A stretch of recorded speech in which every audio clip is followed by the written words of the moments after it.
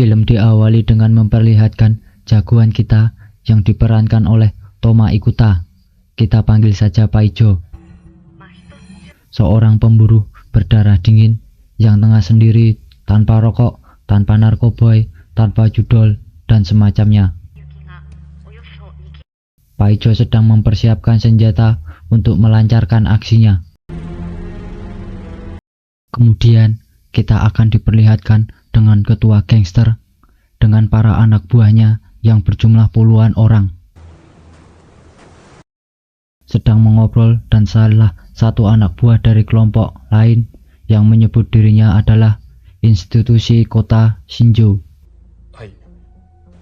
Dengan gayanya yang sombong, ketua gangster merasa jika dirinya telah tidak dihargai, dan tiba-tiba dia merobek mulut orang tersebut. Muncullah Paijo dengan gaya santainya yang langsung menghabisi anak buah ketua gangster dengan sangat brutal. Setelah selesai dengan para kroco-kroco, Paijo dihadapkan dengan tangan kanan ketua gangster. Tentu saja dengan bayaran yang lebih dari sutradara, Paijo dapat memenangkan pertarungan dengan mudah. Tanpa adanya anak buah, ketua gangster hanya terlihat seperti butiran debu.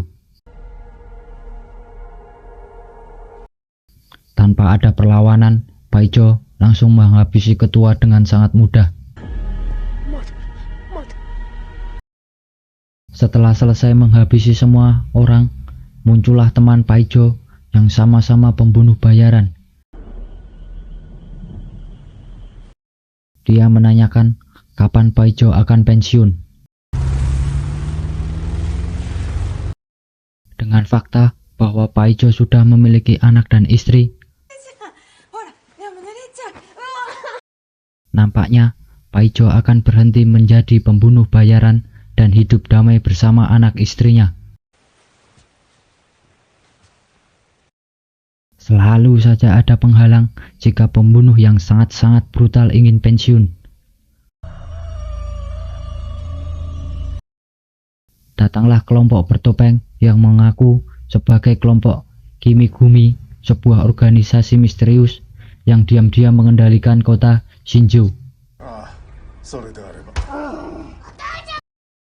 Mereka tanpa berpikir panjang langsung menghabisi anak dan istri Paijo, tanpa memikirkan apa yang akan mereka alami setelah menghabisi anak dan istri Paijo. Kelompok Kimigumi tersebut menjelaskan jika setiap 50 tahun akan ada iblis yang merasuki seseorang dan menghabisi semua orang. Dan tiba-tiba Paijo dihabisi. Dan ini dia kota iblis. 12 tahun kemudian kita diperlihatkan dengan Paijo yang masih selamat dari peristiwa penembakan.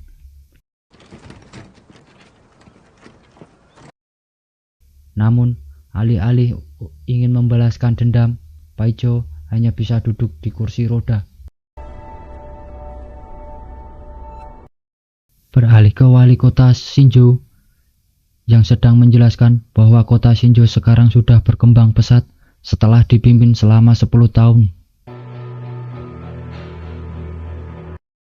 Setelah peristiwa 12 tahun yang lalu membuat Paijo lumpuh, bahkan untuk mandi dan makan dia harus dibantu oleh orang lain. Saat Paijo dan asisten pulang dari jalan-jalan, tiba-tiba muncullah seorang yang menusuk lengannya. Ternyata orang itu adalah musuh yang pernah dilawannya dan tangannya sempat dipotong sama Paijo. Kemudian kita akan diperlihatkan ke jurnalis yang sedang menggali informasi dari mata-matanya terkait geng Kimigumi.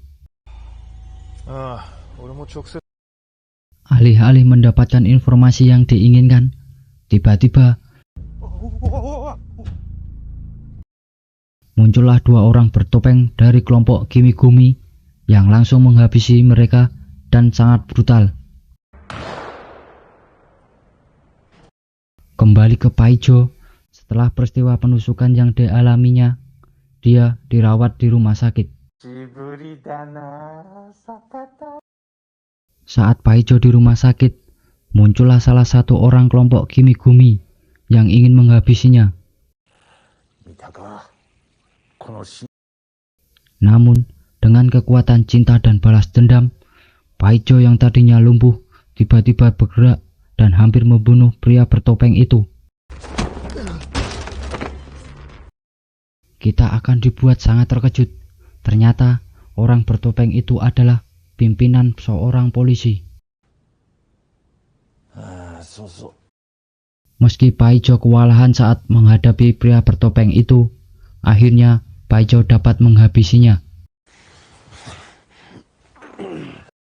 Beralih ke pelabuhan, di sana ada pria bertopeng lainnya. Nampaknya dia sedang melakukan perdagangan manusia, terutama wanita-wanita muda. Sepertinya kelompok Kimigumi ini memiliki kebiasaan seperti ritual yang dilakukan dengan cara menari. Setelah tidak lumpuh lagi, Paijo menyusup ke salah satu tempat bisnis narkoba dari kelompok Kimigumi dengan dibantu teman sesama pembunuh bayaran. Di sini kita akan diperlihatkan betapa brutalnya Paijo dengan solo versus squad melawan semua anak buah dari salah satu pria bertopeng. Alih-alih membantu Paijo, ternyata teman Paijo telah berkhianat dengan memberi informasi tempat tinggal Paijo dan membuat anak istrinya jadi terbunuh. Setelah berhasil melumpuhkan pria bertopeng kedua, Paijo membawanya ke kapal lalu menginterogasinya dengan sangat brutal. Ternyata putri dari Paijo masih hidup. Dia dirawat oleh salah satu pria bertopeng untuk dijadikan pemuas nafsu dari salah satu pria bertopeng. Kembali ke Paijo, dia sedang mencari informasi terkait kelompok Kimigumi dengan salah satu teman yang bekerja di kepolisian untuk melakukan balas dendam. Setelah mengetahui keberadaan pria bertopeng ketiga, Paijo langsung mendatangi markasnya yang merupakan tempat perusahaan keamanan. Di sana, Paijo kembali membrutal dengan menghabisi anak buah dari pria bertopeng ketiga. Paijo sangat terkejut. Ternyata selama ini Ryo, anak Paijo, berada di perusahaan tersebut dan membuatnya sangat bersedih mengetahuinya. Alih-alih membantu Paijo, Ryo nampaknya sudah terkena pengaruh dari pria bertopeng ketiga dan memanah Paijo tanpa rasa bersalah. Setelah berhasil selamat dari kejadian itu, Paijo kembali ke markasnya untuk mempersiapkan semua yang dibutuhkan untuk menghabisi sisa dari kelompok bertopeng itu. Merasa persiapan sudah cukup, Paijo lalu mendatangi markas kelompok Kimigumi secara sendirian. Ya, dia sendirian tanpa dibantu siapapun.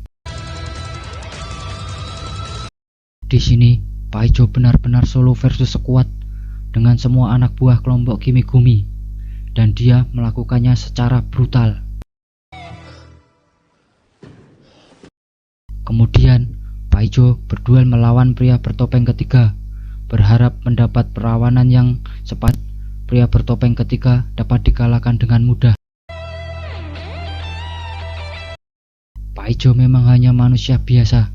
Sekeras apapun dia berusaha, akhirnya dia bisa tertangkap walau dengan usaha yang sangat susah. Kita semua akan dibikin terkejut. Ternyata otak dari semua ini adalah wali kota itu sendiri. Alih-alih melindungi masyarakat, wali kota memiliki sifat arogan, tamak akan kekuasaan.